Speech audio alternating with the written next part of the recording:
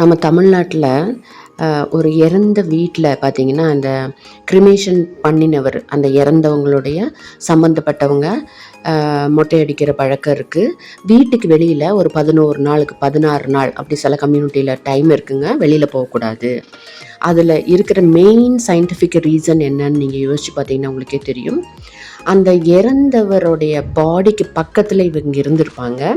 அதன் மூலமாக ஏதாவது தொற்று வியாதிகள் இருந்திருந்தால் அந்த கிருமிகள் இந்த ஃபேமிலி மெம்பர்ஸ்குள்ளே வந்து அவங்க வெளியில் போகிறதுனாலையே அந்த நோய் கிருமிகள் ஸ்ப்ரெட் ஆகி சமூகத்துக்கு பிரச்சனைகள், நோய்கள் வராமல் இருக்க தடுக்கத்தான் நம்மளுடைய முன்னோர்கள் எவ்வளோ ஒரு சயின்டிஃபிக்காக அது சொன்னால் அது புரிஞ்சுக்க மாட்டாங்க அப்படிங்கிறதுக்காகவே தீட்டு நீங்கள் கலந்துக்க கூடாது, நல்ல விஷயங்கள், அதாவது கோயிலுக்கு போகக்கூடாது, இந்த மாதிரி ஒரு சாத்வீகமாக ஒன்று சொல்லி எப்படி புரிய வச்சுருக்காங்க பாருங்களேன்.